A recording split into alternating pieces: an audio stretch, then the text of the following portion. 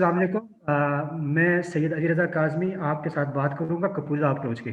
First हम बात करते हैं डेटा एनालिसिस की, ठीक है? कोई भी रिसर्च हो उसको कंडक्ट करने के लिए, उसको जस्टिफ़ाई करने के लिए एप्रोप्रिएट मेथड होता है टू जस्टिफ़ाई योर रिज़ल्ट्स के उसका डेटा एनालिसिस। डेटा एनालिसिस हमें बताता है कि यार हम actually what we are finding, what we actually have, ठीक है? उस हवाले से हम बात करेंगे। देखें, जब भी डेटा एनालिसिस की बात होती है हम या तो देख रहे होते हैं काज एंड अफेक्ट रिलेशनशिप, ठीक है? कौन सी चीज़ काज कर रही है, कौन सी अफेक्ट कर रही है, कौन सी चीज़ काज कर रही है, कौन सी अफेक्ट कर रही है। सेकंड टाइम हम पे देखते हैं कि को मूवमेंट्स विद रैंडम वेरिएबल्स, ठीक है? रैंडम वेरिएबल्स जो हमारे होते हैं सिक्योरिटीज होती हैं उनकी को मूवमेंट्स कैसी है। याद रखिएगा जब हम बात करते हैं काज एंड अफेक्ट रिलेशनशिप की तो हम बात करते हैं रिग्रेशन एनालिसिस या ओएसएस की टेक्निक यूज करते हैं। लेकिन जब अब बात आती है को मूवमेंट्स की तो हम पिछले 10 साल से हम लोग को इंटीग्रेशन एनालिसिस पे हमारा फोकस था, ठीक है? अब कुछ ड्रॉबैक्स हैं को इंटीग्रेशन के, ठीक है, जिसकी वजह से स्टैटिस्टिशियंस ने न्यू टेक्निक को आइडेंटिफाई किया, ठीक है? बात करते हैं को इंटीग्रेशन एनालिसिस की। को इंटीग्रेशन का सबसे बड़ा ड्रॉबैक है ये linear relationship between the random variables या बिटवीन द सिक्योरिटीज को देखता है। याद रखिएगा कोई भी फाइनेंशियल डेटा हो, कोई भी आपकी स्टॉक इंडाइसेस की सीरीज हो, कभी भी लीनियर नहीं होती, उनमें नॉर्मेलिटी का ऑप्शन नहीं होता है। याद रखिए जब आप डिस्क्रिप्टिव स्टैट्स आप ड्रा करते हैं या उसको फेच आउट करते हैं from the different statistical tools, तो आपके पास देखें आपके पास एक्सेस का टॉसेज आता है, ठीक है? स्क्यूनेस कहीं और आ जाती है। नॉर्मेलिटी का जॉकबीरा का जो आपका टेस्ट होता है वो आपको बताता है कि जनाब के हमारा डेटा नॉर्मल नहीं है। एज सच तो हमने उसको इंटीग्रेशन को वहाँ पे यूज़ किया क्योंकि हमारे पास अदर टेक्निक्स थी। लेकिन लास्ट डेकेड में स्टैटिस्टिशियंस ने एक न्यू अप्रोच आइडेंटिफाई की जो नॉर्मेलिटी, जब डेटा आपका नॉर्मेलिटी की अजम्पशन को वायलेट करता है, जब डेटा आपकी नॉर्मेलिटी की अजम्पशंस को वायलेट करता है या आपका स्टेशनरी आपके डेटा में नहीं होती, तो स्टैटिस्टिशियंस ने कहा कि जनाब आपके पास एक और मेथड है जिसे उन्होंने नाम दिया कप्यूला अप्रोच का। This is a best method to measure the dependent structure or co-movements between the random variables, ठीक है? यहाँ तक आपको जस्ट जब आप कोई रिसर्च पेपर करें या आपका कोई थीसिस डिफेंस हो, आपसे ये क्वेश्चन लाजमी किया जाता है कि आपने को इंटीग्रेशन एनालिसिस क्यों नहीं किया, आप कपूला अप्रोच पे इतनी डिफिकल्ट टेक्निक की तरफ क्यों आए, ठीक है? आपका आंसर ये होना चाहिए कि जो हमारा फाइनेंशियल डेटा होता है उसमें नॉर्मली डिस्ट्रीब्यूटेड नहीं होता, ठीक है? एक रैंडम डिस्ट्रीब्यूशन या नॉर्मल डिस्ट्रीब्यूशन उसमें नहीं होती और ना ही उसमें आपका स्टेशनरी का एलिमेंट पाया जाता है, जिसकी वजह से हम या तो ARDL अप्रोच यूज करते हैं या फिर हम कपूला अप्रोच की तरफ आते हैं। कपरू जितने भी रिसर्च पेपर्स आज से 10 साल के अंदर कंडक्ट हुए, उन्होंने इस बात को जस्टिफाई किया कि जो रिजल्ट हम कपूला से अप्रोच से देखें, को इंटीग्रेशन एनालिसिस में भी वही बात होती है। को movements between the random variable dependent structure वहां पे भी देख लेते हैं। जब आप ड्रा करते हो वार एनालिसिस या आप बात करते हो वेरियस डिकम्पोजिशन की, ठीक है, तो आप वहां पे यही देख रहे होते हो कि क्या एक स्टॉक मार्केट दूसरी स्टॉक मार्केट को इन्फ्लुएंस कर रही है कि नहीं कर रही, क्या ये दोनों एक डायरेक्शन में मूव कर रही है क्या नहीं कर रही, क्या ये इनकी एक दूसरे को इंटरसेक्ट कर रही है या नहीं कर रही है, आपने आपको इनका जो रिलेशन है क्या ये एसोसिएशन स्ट्रांग है या वीक है, ये सारी चीजें आपको इंटीग्रेशन में भी देखते हैं, ठीक है? लेकिन जो अब देखिए जब डेटा आपकी बेसिक अजम्पशंस ही नहीं मीट कर रही, जब आप रिग्रेशन को एनालिसिस को रन करते हैं तो आपकी 5 अजम्पशंस होती है, नॉर्मेलिटी की, हाइड्रोस्टाटिसिटी की, ये सारी अजम्पशन होती हैं। जब वो आपकी बेसिक अजम्पशन से नहीं मीट हो सकती, आप कैसे अपने रिजल्ट्स को जस्टिफाई कर सकेंगे कि यार this is the best way to measure the dependent structure of co-movement between the random variables, ठीक है? इसके लिए आपको एप्रोप्रिएट मेथड जिसे हम कपूला अप्रोच का नाम दिया था। अब कपूला अप्रोच होती क्या है? ये एक जॉइंट डिस्ट्रीब्यूशन फंक्शन है जो हमें वन डिस्ट्रीब्यूशन मार्जिन पे जिसको हमको ड्रा करते हैं, ठीक है? ठीक है, दो सीरीज है आपके पास, उन दोनों का आपने को मूवमेंट्स देखनी है कि यार कि एक वक्त के अंदर क्या ये एक दूसरे को अफेक्ट कर रही है कि नहीं, क्या एक में चेंज आ रही है कि दूसरे में आ रही है। अब देखें 9/11 का हमारा एक एक्सीडेंट हुआ था अमेरिका में, whole stock market all over the world उसने अफेक्ट किया स्टॉक इंडाइसेस को, चाहे वो पाकिस्तान स्टॉक मार्केट हो, कोलंबो की स्टॉक मार्केट हो, S&P 500 जो भी ये दुनिया में थी स्टॉक मार्केट, उसने अफेक्ट किया और उसने स्टॉक मार्केट को क्राइसिस में ला गया।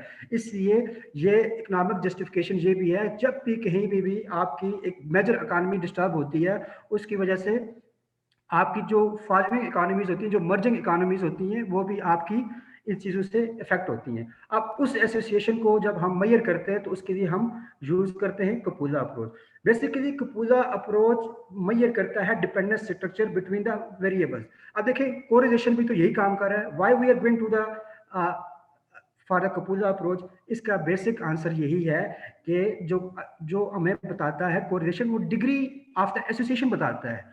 वो रॉन्ग अजम्पशंस में जाके हमें बात कर रहा होता है, लेकिन जो बेसिक अजम्पशंस हैं वो नॉर्मेलिटी की होती है। अगर डेटा आप देखें, कोई भी आप स्टॉक एंड डाइस उठा कर उसको करें, आप उस पर रन करें डिस्क्रिप्टिव स्टैट, वो आपको यही बताएगा कि जनाब इसका टॉसेस इसका वो जा रहा है वहाँ पे, इसका जागपीरा का टेस्ट 5 से ऊपर जा रहा है, ठीक है, इसका नेगेटिव स्क्यूड है, पॉजिटिव स्क्यूड है। ये सारी चीज़ें हमें लेके जाती हैं कि यार हम अपने रिजल्ट्स को जस्टिफाई करें इन अ गुड वे। उसके लिए हम बात करेंगे कपूला अप्रोच, ठीक है। बेस्ट, मैंने जितने भी रिसर्च पेपर, मेरा पूरा थीसिस इसी मेथोडोलॉजी पे था कि यार हम इस मेथोडोलॉजी को यूज़ कर रहे हैं और क्या इसके रिजल्ट्स कंसिस्टेंट हैं। मैडम ने मेरा थीसिस पढ़ा है, उनको इस चीज़ का पता है कि जब मैंने 3 अप्रोचेस यूज़ किए हैं, ठीक है। आप मैडम, आपने मेरा थीसिस रीड किया पूरा? एग्जैक्टली exactly, बिल्कुल मैंने रीड किया। मैंने इनके साथ भी कपूला वाला जो पोर्शन है ना, इन सब के साथ भी शेयर किया हुआ है जी। अब मैं तो उस डिस्कशन को बाउंड करके वहीं पे कपूला पे ला रहा हूँ ना, ठीक है। आप देखिए, मैंने आर्च गार्च इफेक्ट को भी यूज़ किया, मैंने को इंटीग्रेशन एनालिसिस को भी यूज़ किया, और मैंने यूज़ किया किसको, कपूला अप्रोच को भी यूज़ किया। मैंने कंपैरिजन किया, क्या तीनों टेक्निक्स मेरा एक रिजल्ट दे रही है, नहीं दे रही।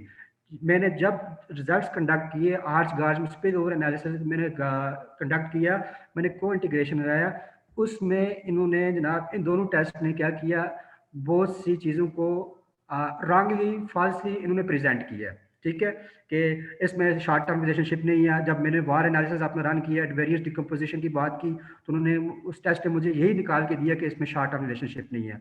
जब मैंने स्पेल ओवर की बात की, तो उसमें 3-4 स्टॉक इंडाइसिस में, ठीक है, साउथ एशियन को अफेक्ट नहीं कर रहा जनाब क्रूड ऑयल प्राइसेस, ठीक है। जब मैं कपूला अप्रोच पे आया तो मैंने वहां पे अप्लाई किया, उसने कहा जनाब आपके पास शॉर्ट टर्म रिलेशनशिप भी है और लॉन्ग टर्म रिलेशनशिप भी। क्यों? जब हम बात करेंगे कपूला की फैमिली का एलिमेंट होता है, उस पर हमने बात करनी है, तो उसमें आप देखेंगे कि उसने मुझे जाके मेरे रिजल्ट्स को जस्टिफाई कर दिया। उसने कहा जनाब कि आपके रिजल्ट्स ये हैं, ये एक्यूरेट एंड कंसिस्टेंट रिजल्ट्स हैं, ठीक है। जब मैंने उसको इकोनॉमिकली जस्टिफाई किया अपने आंसर्स को, तो उसने कहा जनाब मेरे जो आंसर थे कपूला के, वो जो थ्योरीज थी इकोनॉमिक्स की, पोर्टफोलियो डाइवर्सिफिकेशन थ्योरी, ठीक है, आर्बिट्राज थ्योरी जो भी थी, उसके साथ उसने इस बात को सेकंड किया कि जनाब इसका शॉर्ट टर्म रिलेशनशिप होता है जब भी क्रूड ऑयल की प्राइसेस इंक्रीज होती हैं। इन इन जो स्टॉक इंडाइसेस है, स्टॉक मार्केट है, इनमें मिस प्राइसिंग होती है, ओवर वैल्यू अंडर वैल्यू की वजह से मिस प्राइसिंग होती है, ठीक है। इसलिए ये एक बेस्ट वे है to measure the dependence structure, to measure the association between the random variables, ठीक है, कपूला अप्रोच। अब कपूला अप्रोच हम यूज करते हैं, कौन से ऐसी फैमिलीज होती हैं, कौन सी चीजें हमें क्या बताती हैं। याद रखिएगा, 2 अप्रोचेस होती हैं, ठीक है।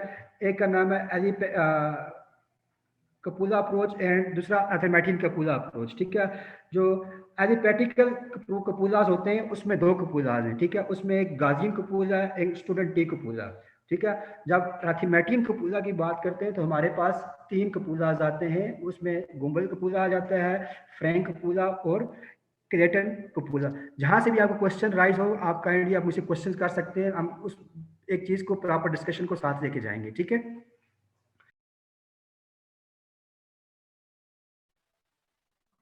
Yes, sir.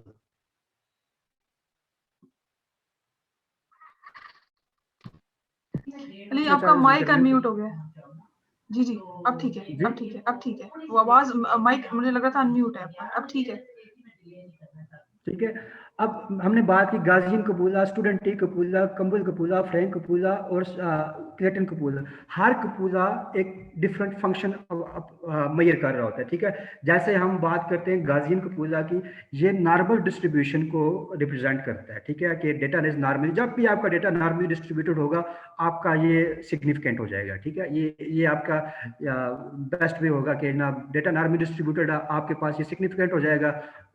कभी भी फाइनेंशियल डेटा के फाइनेंशियल सीरीज जो भी होती है वो नॉर्मली डिस्ट्रीब्यूटेड नहीं होती।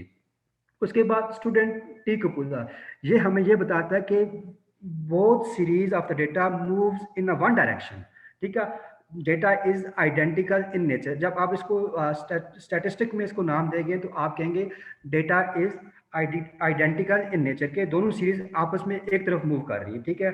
अब गूगल कपूला जो है वो मेजर करता है पॉजिटिव और अपोजिटिव डिपेंडेंस, ठीक है, कि आपकी जो सीरीज है उनमें पॉजिटिव और स्ट्रांग रिलेशनशिप है, ठीक है। उसके बाद जब आप बात आती है किसकी, फ्रैंक कपूला की, तो वो मेजर करता है इंटरडिपेंडेंस विद द वेरिएबल्स, के दोनों डिपेंडेंस कहीं ना कहीं जाके अपने आप को एक दूसरे पे इनसार कर रहे हैं, एक दूसरे पे डिपेंड कर रहे हैं। उसके बाद बात आती है क्लेटन कपूला की। याद रखिएगा जो क्लेटन कपूला होता है वो मेजर करता है नेगेटिव टेल डिपेंडेंस की, कि हमारा जो सीरीज है एक चीज़ ऊपर हो रही है तो दूसरी नीचे जाएगी। Negative relationship between the random variables को ये जाहिर करता है। ये तो था हमारा बेसिक कॉन्सेप्ट कि कपूला क्या होता है, why we use copula, why copula is superior than simple correlation or covariance analysis और rather than co-integration analysis। ये तो हमारी सिंपल डिस्कशन थी, ठीक है। ये तो आपको ये चीज़ें हम इंशाल्लाह जब आप रिसर्च पेपर कंडक्ट करेंगे तो इंशाल्लाह जहाँ पे मेरी जरूरत पड़ी आप मुझसे मैडम के थ्रू कांटेक्ट कीजिएगा, हम इस चीज़ को देख लेंगे, ठीक है। अब बात आती है कि हमने इसको मेजर कैसे करना है, ठीक है, इसका कैलकुलेशन का जो प्रोसेस है वो क्या होता है, ठीक है। हम बात करते हैं इसके लिए दो सॉफ्टवेयर यूज होते हैं, एक होता है पाइथन, एक होता है आर सॉफ्टवेयर, ठीक है। आर स्टूडियो, आप आर लैंग्वेज इंस्टॉल करें, उसके बाद आर स्टूडियो। जी, कोई क्वेश्चन करना चाह रहे हैं मेरे साहब आप?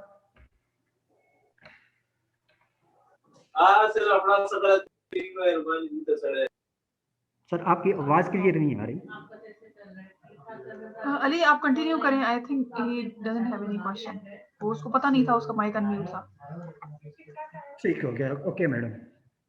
अब इसके लिए हम यूज़ करते हैं आर सॉफ्टवेयर, ठीक है, क्योंकि आर में एक तो कोडिंग हमें मिल जाती है। देखें, कोडिंग डेवलप करना हमारा काम नहीं है, हमारा काम है रिजल्ट्स को आइडेंटिफाई करना, ठीक है। हमारे पास रिजल्ट है, उनको इंटरप्रेट करना है। कोडिंग आपको नेट से भी मिल जाएगी। अगर आपको इसकी कोड चाहिए, इन कपूलाज का जो मैंने 5 या 6 कपूलाज आपके साथ डिस्कस किए हैं, ठीक है, उनकी अगर आपको कोड चाहिए वो मेरे पास अवेलेबल है। आप, मैं मैडम को मेल भी कर दूंगा ये डॉक्यूमेंट सारे, तो वहाँ पे आप जाके इसको आप अप्लाई कर सकते हैं। सबसे पहला काम आपने क्या करना है, आर सॉफ्टवेयर को इंस्टॉल करना है, ठीक है। सर्च करने हैं कोड्स, आपने कोड्स में आपको मैडम के थ्रू आपको प्रोवाइड कर दूंगा। उसके बाद आपका जो फाइनेंशियल सीरीज होगी, जो आपने डेटा डाउनलोड किया होगा स्टॉक मार्केट का, लेट्स सपोज KSE 100 का या PSX पाकिस्तान, जो आपके पाकिस्तान स्टॉक एक्सचेंज है, उससे डेटा डाउनलोड किया, उसको आपने डेटा को अरेंज करना है। करने के बाद उसको आपने लॉग रिटर्न फाइल में उसका लॉग लेना है, ठीक है। नेचुरल लॉग नहीं लेना, सिर्फ लॉग लेना है, ठीक है। जैसे आपको इंटीग्रेशन एनालिसिस में आप लॉग लेते हैं डेटा का, ठीक है, आपने डेटा का लॉग लेके उसको CSV फाइल फॉर्मेट होता है उसमें कन्वर्ट करना है आपने, ठीक है। जैसे आपके पास एक्सेल की फाइल होती है, ठीक है, इसी तरह आपके पास CSV फाइल फॉर्मेट होता है। आर सॉफ्टवेयर कोई भी फाइल हो वो नहीं उठाता जब तक वो CSV में कन्वर्टेड ना हो, ठीक है। ये आप नोट कर लें, ठीक है। इसके स्टेप बता रहा हूँ। आर सॉफ्टवेयर इंस्टॉल करना है, कोड सर्च करना है, उसके बाद आपने डेटा डाउनलोड करके उसको अरेंज करना है। अरेंज करने के बाद उसका आपने लॉग जनरेट करना है। लॉग के बाद आपने उसको CSV फाइल में फॉर्मेट में कन्वर्ट करना है, ठीक है। उसके बाद आपने एक कमांड रन करनी होगी ओपनिंग की। मैं आपको वो कमांड भी आपको मैडम के साथ शेयर कर दूंगा, ठीक है। वो आप उनसे एक कमांड के थ्रू आप डेटा फैच करेंगे आर सॉफ्टवेयर, जो आपकी CSV फाइल होगी उसको फैच करेंगे एक कमांड के थ्रू। आप में से मेरे ख्याल में यूज किया होगा, मैडम ने आपको करवाया होगा, स्टेटस सॉफ्टवेयर जो होता है उसी की तरह काम करते हैं इस पे, आर पे भी वही कोड, उसी तरह के कोड होते हैं, लेकिन थोड़े से कॉम्प्लिकेटेड कोड्स होते हैं इसके, ठीक है। एक लैंग्वेज होती है इसकी to run to estimate anything in R software, ठीक है। उसके बाद आपने क्या करना है, जब आपका सॉफ्टवेयर डाउनलोड हो जाएगा आर स्टूडियो, ठीक है, उस पर जाके आपने पैकेजेस इंस्टॉल करने हैं। 2 पैकेजेस आपने इंस्टॉल करने हैं। फर्स्टली आपने QRM को इंस्टॉल करना है, ठीक है। QRM सॉफ्टवेयर जो होता है उसको इंस्टॉल करना, ये आपकी डिस्क्रिप्टिव स्टैट्स को मेजर करेगा। उसके बाद आपने एक और पैकेज होता है कपुलेट के नाम से, COPULATE, ठीक है। इसको आपने इंस्टॉल करना है। इंस्टॉल करने के बाद आपने क्या करना है, अपना कोड रन करना है, ठीक है। जो आपके पास कोड होगा उसका मैं आपके साथ स्क्रीन शेयर करूँगा अगर, तो मैं जस्ट अ मिनट, मुझे फाइल ओपन करने में। Yes, file is open, results, ये रिजल्ट्स हैं ये जस्ट अ मिनट में आपने ये फाइल ओपन कर लूँ, फिर आपके साथ शेयर करता हूँ इसको।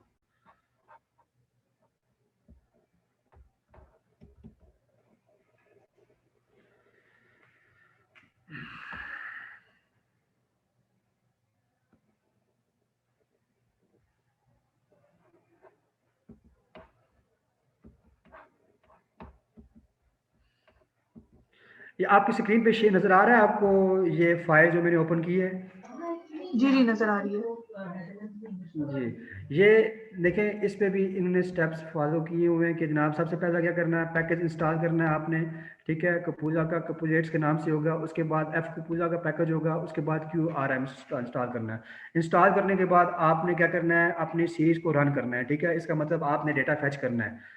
जब डेटा फैच हो जाएगा आपका, उसके बाद आपने यहाँ से इसको प्लेस करना है वन बाई वन, ठीक है। पहले आपने डिस्क्रिप्टिव स्टैट के लिए इसको कॉपी किया, वहाँ पे पेस्ट किया, आप पेस्ट करेंगे आपके पास डिस्क्रिप्टिव रिजल्ट्स आ जाएंगे, ठीक है।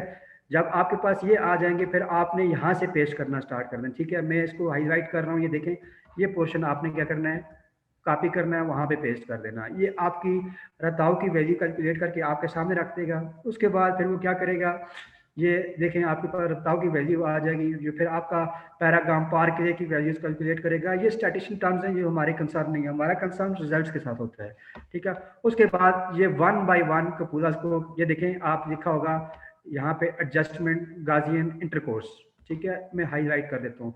उसके बाद गाजियन कपूला कैलकुलेट करेगा, फिर स्टूडेंट टी कपूला कैलकुलेट करेगा, इस तरह जाता रहेगा आगे तक। आपने थोड़ा सा कोड में ना एक वैल्यूज लिखी होती है, उनको थोड़ा चेंज करना होता है, ठीक है। वो जब आप लोग टेस्ट रन करेंगे आपको साथ साथ पता चल जाएगा, ठीक है। ये देखें, इस कोड को चेंज करना है। ये कोड हमने आइडेंटिफाई किया था, मैं आपको बताता हूँ कहाँ पे, या नीचे यूज हुआ होगा या तो ऊपर ऊपर यूज कैलकुलेट किया हुआ है, ठीक है। कहीं पे हमने तो इसको ऊपर कहीं हमने कैलकुलेट किया होता है, ठीक है। इधर इस साइड पे कहीं पे आपके पास वो रन होके आ जाएगा कि आपके पास इस वैल्यू को आपने चेंज करनी है, ठीक है। ये हर बंदे की, सॉरी, गुम्बद को पूजा क्या, ये पैरामीटर्स हैं, इनिशियल पैरामीटर्स को जब आप फिट करते हैं फाइनल पैरामीटर्स का रिजल्ट आने के लिए, तो आपने इनिशियल पैरामीटर्स की जो है ना वो यहाँ पे करनी है, वैल्यू पुट करनी है। जो आपके पास फाइनेंशियल डेटा आएगा उसकी जो वैल्यू आएगी उसको, ये आपने स्टेप बाय स्टेप इस कोड को रन करना है, ठीक है। इसको स्टेप बाय स्टेप जब रन करेंगे तो फिर आपके पास रिजल्ट्स आ जाएंगे, ठीक है। रिजल्ट्स में आपके साथ शेयर करता हूँ। यहाँ पे मैं अपने रिजल्ट्स कुछ मैंने किए थे ओपन, सॉरी, मैं आपके पास रिजल्ट्स आपके साथ शेयर कर देता हूँ। पूरा रिजल्ट्स के नाम से होगा,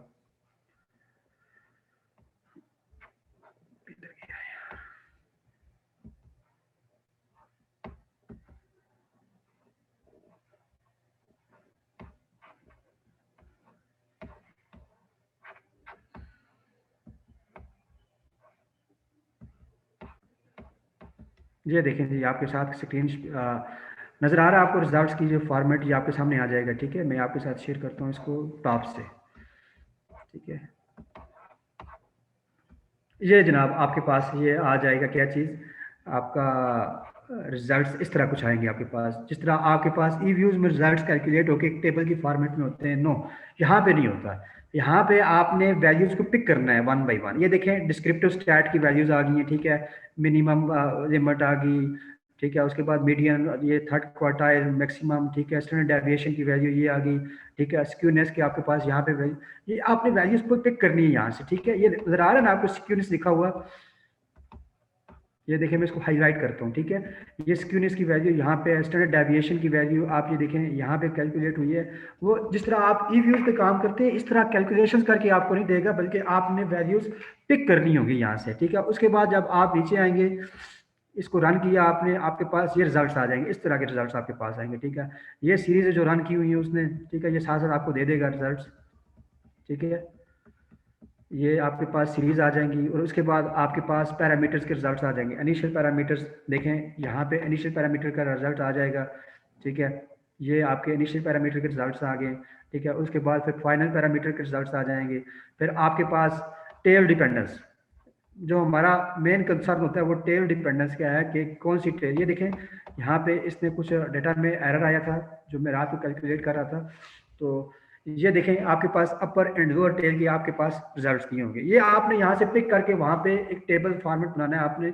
ये रिजल्ट्स आपने देख लिए होंगे, ठीक है। अब आते हैं टेबल्स की तरफ, ठीक है, कि टेबल कैसे बनाने हैं आपने। तो यहाँ पे हम ओपन करते हैं अपने टेबल्स को, results and this one is,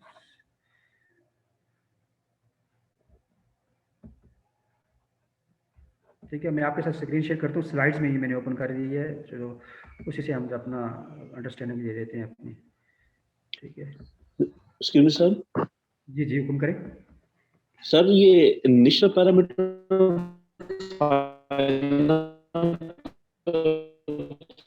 आपकी आवाज क्लियर नहीं हो रही।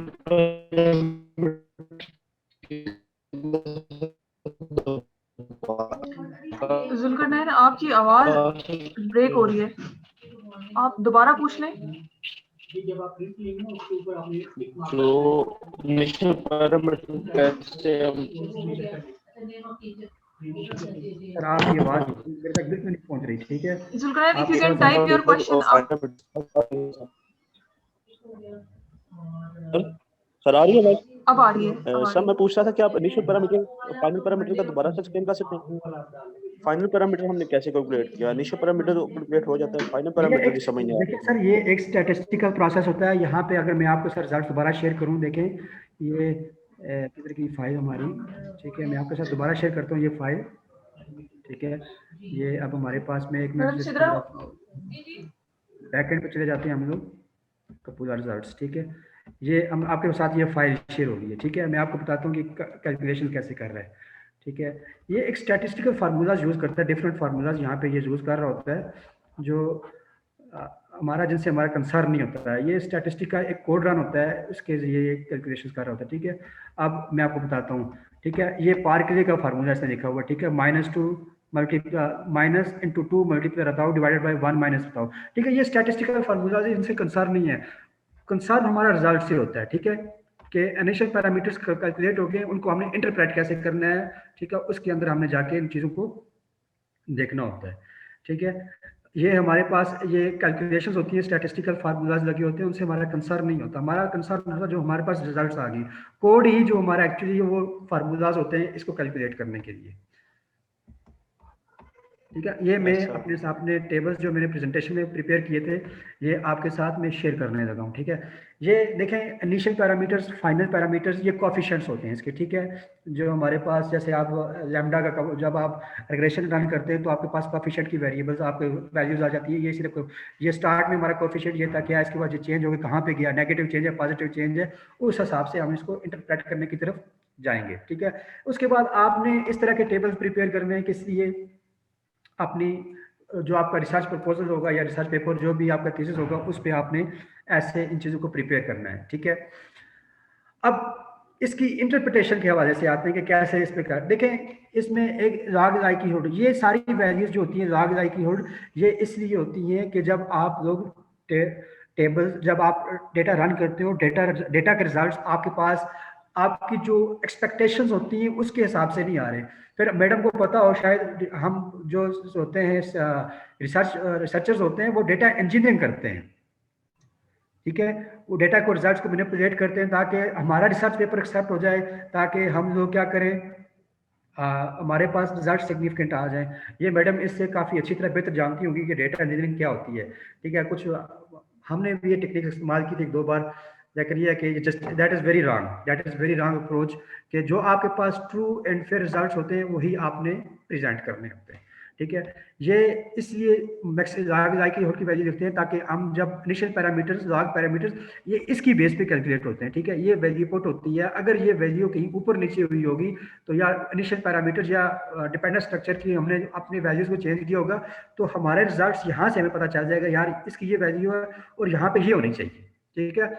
हमारा इसमें कंसर्न 2 चीज़ों से होता है, एक AIC वैल्यू होती है, ये इसे हम कहते हैं जी सिलेक्शन क्राइटेरिया होता है हमारा, ठीक है। डेटा बेस्ट फिटेड मॉडल को जो आपने जब आपने रन किया होगा ADCC DCC गार्च आपने इस्तेमाल किया होगा, वहाँ पे आप AIC की वैल्यू के बारे में खूब आपने अच्छी तरह देखा होगा कि बेस्ट फिटेड मॉडल आप AIC क्राइटेरिया, AIC का मतलब होता है अकाइक इन्फॉर्मेशन क्राइटेरियन, ठीक है। ये होता है फॉर मॉडल सिलेक्शन के हवाले से हम इसको यूज़ करते हैं। हमारा कंसर्न होता है टेल डिपेंडेंस के हवाले से, ठीक है। आपने मॉडल सेलेक्ट करना है AIC की वैल्यू से, वो मॉडल जो मिनिमम AIC डिस्प्ले करता है उसको हमने क्या करना है, सिलेक्ट करना है, ठीक है, फॉर इंटरप्रिटेशन पर्पस। अब यहाँ पे देखें, अगर डेटा नॉर्मली डिस्ट्रीब्यूटेड होता तो हमारा यहाँ पे मिनिमम AIC होती, ठीक है। अब जैसा कि हमारे ये मैंने कंपेयर किया क्रूड ऑयल को वर्सेस कोलंबो स्टॉक श्रीलंका के स्टॉक एक्सचेंज के साथ, यहाँ पे देखें स्टूडेंट टी कपूला जो है वो माइनस में ग्रेटर वैल्यू दे रहा है, ठीक है, -655। ये हम ये कहेंगे कि इस टेबल के अंदर हमारा जो कपूला सिग्निफिकेंट है वो स्टूडेंट टी कपूला है, ठीक है। अब इसके पैरामीटर्स को हमने देखना होता है, ठीक है, तकरीबन सेम आ रहे हैं। अगर आप उसकी टेल डिपेंडेंस देखें तो अपर एंड लोअर टेल डिपेंडेंस की ये वैल्यूज देखें आप, दोनों की सेम है, ठीक है। जब हमने स्टूडेंट टी कपूला को हमने डिफाइन किया था, हमने यही बात की थी कि को मूवमेंट होती है, सिमिलर मूवमेंट होती है, और इसमें क्या होता है कि आपका डेटा आइडेंटिकल इन नेचर होता है। जैसे ही आपकी एक स्टॉक सीरीज मूव कर रही है, इसी तरह आपकी दूसरी स्टॉक सीरीज भी यहाँ से मूव करेगी, ठीक है। आइडेंटिकल इन नेचर होता है। तो हम ये कह सकते हैं कि जनाब वो स्टॉक इंडाइसेस, वो stock equity returns are highly correlated, are moving in the same direction, ठीक है। तो इसकी इंटरप्रिटेशन इस हवाले से करनी है। उसके बाद हम देखते हैं अगर आपका गुम्बल का पूरा ये सिग्निफिकेंट होता है, ठीक है, गुम्बल का पूरा अगर आपका सिग्निफिकेंट होता है तो आप इसकी इंटरप्रिटेशन करते हैं कि हमारा जो रिजल्ट्स हैं वो पॉजिटिवली टेल डिपेंडेंस है। देखिए आप पॉजिटिव मतलब अपर टेल डिपेंडेंस और लोअर टेल, देखें अपर के जो हमारी वैल्यू वो ज्यादा होती है और यहाँ पे लोअर। अगर यहाँ पे ये लेट्स सपोज 655 होता तो हम कहते हैं कि जनाब there upper tail dependence positive tail, मतलब एक मार्केट अगर ऊपर मूव कर रही है तो दूसरी मार्केट में आने वाली चेंज भी ऊपर की तरफ जाएगी, ठीक है। कम होगी ज्यादा होगी वो आपको कोफिशिएंट्स आपको बता देते हैं, ठीक है। उसके बाद जब आप क्लेटन कपूला की आप इंटरप्रिटेशन करते हैं तो क्लेटन कपूला बताता है कि there is negative tail dependence between the variables, ठीक है। अगर आपका नेगेटिव टेल डिपेंडेंस है, इसका मतलब अगर एक स्टॉक मार्केट ऊपर जा रही है तो दूसरी उसके अपोजिट जा रही होगी, ठीक है। एक स्टॉक अगर वो नीचे आ रही है, उसका रिटर्न्स डिक्रीज हो रहे हैं, तो दूसरी स्टॉक मार्केट हमेशा ऊपर जाती है। फ्रैंक कपूला इंटरडिपेंडेंस बताता है। ये वैसे हमारे जब जितने भी रिजल्ट्स मैंने कंडक्ट किए अभी तक 3-4 पेपर्स के मैंने इस पर काम किया है, तो मेरा कहीं पे भी ये इसने जीरो की वैल्यू को वायलेट नहीं किया है, ठीक है। इसका मतलब ये होता है कि ये इसकी कुछ बेसिक अजम्पशंस हैं जो इसकी मीट नहीं हो रही, वरना अगर डेटा में इंटरडिपेंडेंस होती तो डेफिनेटली ये भी सिग्निफिकेंट आ जाता है, ठीक है। ये था पूरा कपूला की डिस्कशन, ठीक है। क्यों यूज करते हैं, इसकी इंपॉर्टेंस क्या है, स्टैटिस्टिशियन ने इसे क्यों डिफाइन किया है, इसको हमने रन कैसे करना है, कोड क्या करना है, ये सारी डिस्कशन अभी तक हमने की। अभी तक की डिस्कशन की वजह से कोई क्वेश्चन कोई बात पूछना चाह रहे हो? अस्सलाम वालेकुम सर। जी वालेकुम सलाम। सर एक तो पहले मुझे ये बात पूछनी थी, जो फ्रैंक कपूला है ये हमने भी रन किया है, इसकी इनिशियल की वैल्यू हमेशा नॉट एप्लीकेबल आती है, इसकी क्या जी, रीजन है? इसकी जो बेसिक अजम्पशंस होती है ना इंटरडिपेंडेंस की, वो वायलेट हो रही है। मैं आपको एक बताता हूँ, मेरे आपको देखें आप यहाँ पे, मैं आपके साथ डेटा शेयर करता हूँ अपना, एक मिनट ये देखिएगा। ये मेरे अपने थीसिस के रिजल्ट्स हैं, ठीक है। जो थीसिस का डेटा उसको मैंने रन किया, आपके पास स्क्रीन शेयर करता हूँ रिजल्ट्स निकाल के, ठीक है। ये एक मिनट, जस्ट ए मिनट, आपको नजर आ रहा है ये सर रिजल्ट रेड कलर के? स्क्रीन शेयर नजर आ रही है आपको मैडम? नहीं अभी तो नजर नहीं आ रही, ये वही आपकी प्रेजेंटेशन ही शो हो रही है। जी जी, यहाँ पे आप नजर आ गई अब आ आपको? रही है, अब आ रही है। देखिए देखें यहाँ पे वो कह रहा है कि जनाब अजम्पशन आपकी वायलेट हो रही है, ठीक है। यूज लैम्डा सी है, तो ये सारे जो रेड कलर की मेरे पास वार्निंग आ रही है, ये मेरे एक्चुअली ये अजम्पशंस की वायलेशंस हो रही है, ठीक है। अजम्पशंस की बेसिक अजम्पशन की ये देखें एरर इन AIC। अब इसमें बेसिक अजम्पशन की वायलेशन क्या हुई है मैं आपको बताता हूँ, ठीक है। जब हम कैलकुलेट कर रहे थे इस डेटा को, तो हम जब थोड़ा ऊपर जाते हैं इस चीज़ को देखने के लिए,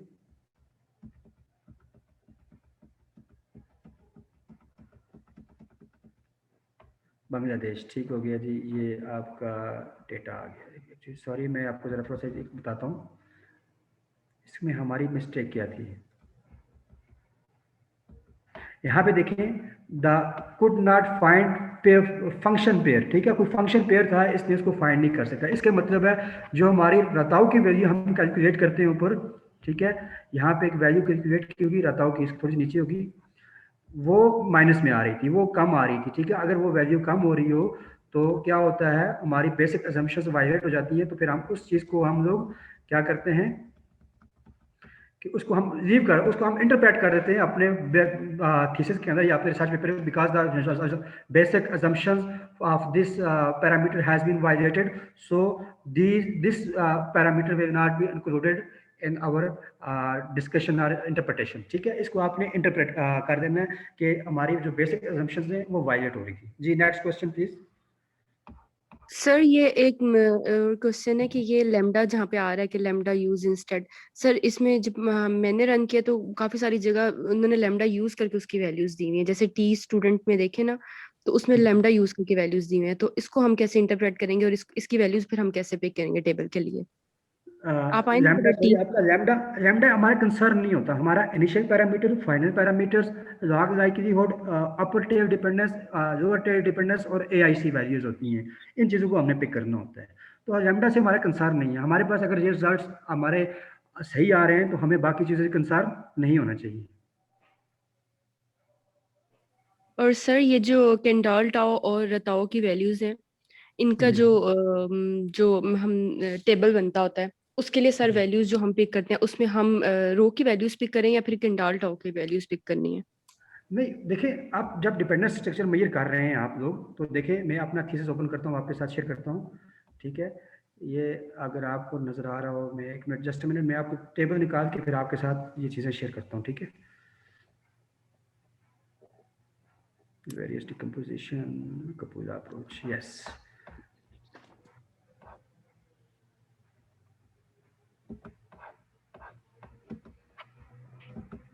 ये देखें, यहाँ पे मैंने कहीं पे भी लैम्डा की वैल्यू यूज़ की है, कहीं पे यूज़ की, हमने डिपेंडेंस स्ट्रक्चर को मेजर करना है, वो डिपेंडेंस स्ट्रक्चर हमें ये चीज़ें बता रही हैं, ठीक है। यहाँ पे ये सिग्निफिकेंट आ रहा है, ये वैल्यू सिग्निफिकेंट आ रही है, ठीक है, सिग्निफिकेंट आ रही है, हमने मूव कर दिया, ठीक है। अब आते हैं नेक्स्ट की तरफ।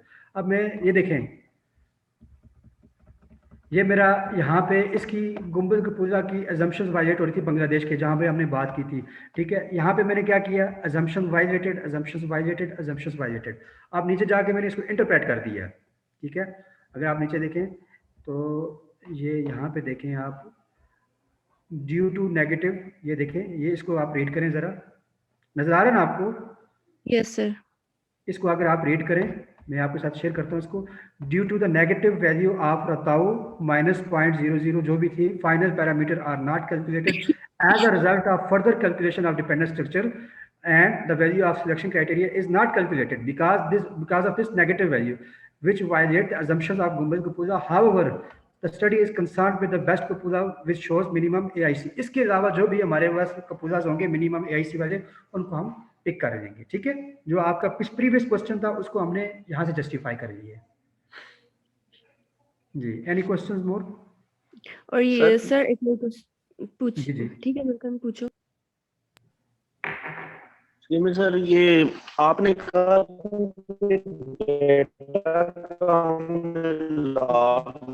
सर आपकी आवाज इंटरप्ट हो रही है, स्टॉक रिटर्न का स्टॉक एक्सचेंज के रिटर्न्स लिए, अगर लॉग लेंगे उसकी वैल्यू और छोटी हो जाएगी, तो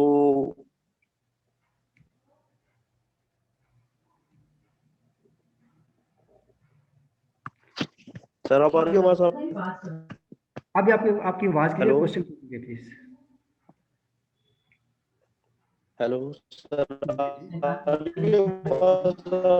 सर, ये जुल्करनैन आपकी आवाज कटना शुरू हो जाती है जब जैसे आप बोलना शुरू करते हैं। अगर मैं पिक कर सकी हूँ आपका सवाल, तो वो ये है कि हमने जैसे अली आपने बताया कि लॉग रिटर्न्स लेना जरूरी होता है, तो अगर हम सिर्फ स्टॉक रिटर्न्स लिए हो, सिर्फ रिटर्न्स कैलकुलेट किए हुए हो, नॉट लॉग रिटर्न्स। पूछ रहा हूँ कि आपने कहा था कि डेटा आपने लॉग लेना है, हमें स्टॉक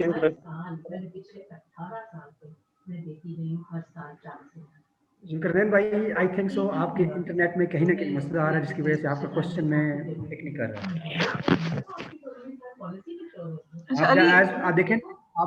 आप देखें, वो जब आप कोड को रन करेंगे तो आपका जो कोड है वो लॉग रिटर्न्स को पिक करता है। मैंने आपके साथ कोड भी शेयर किए थे शायद आपको।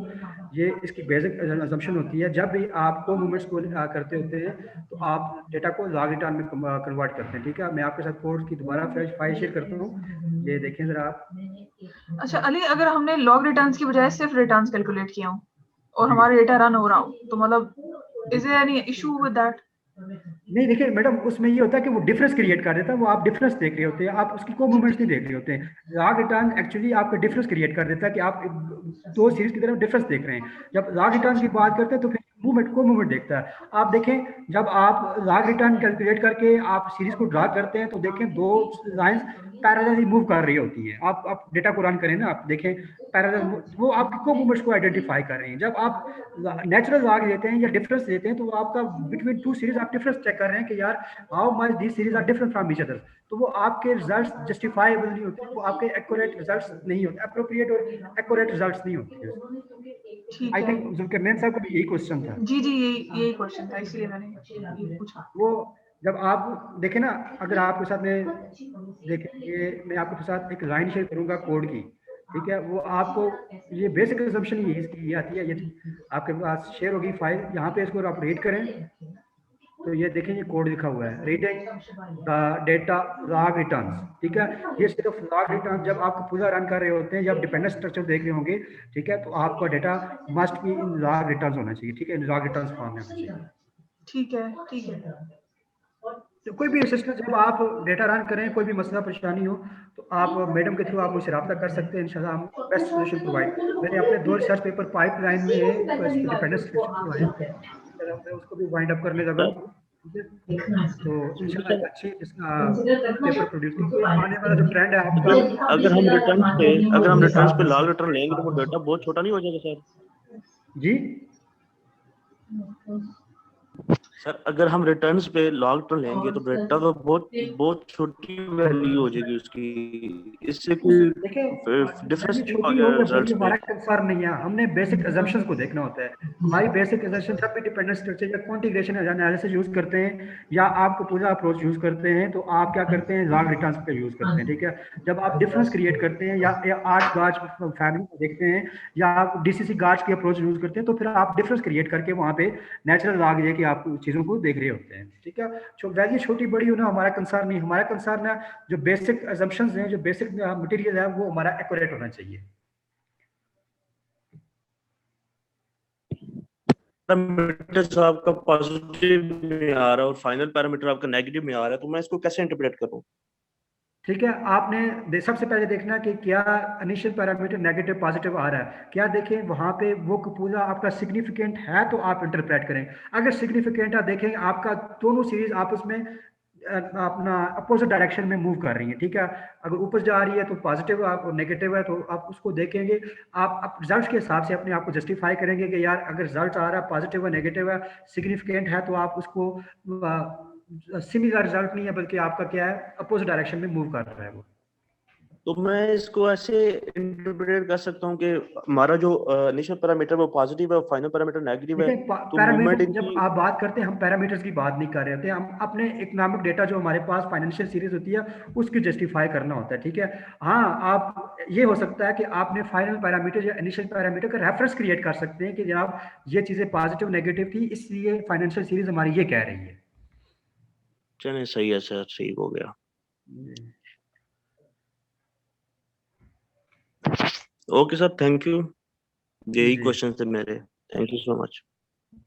जी मैडम, आप कुछ कहना चाह रही हूँ, कोई फाइनल रिमार्क्स, कंक्लूडिंग रिमार्क्स आके?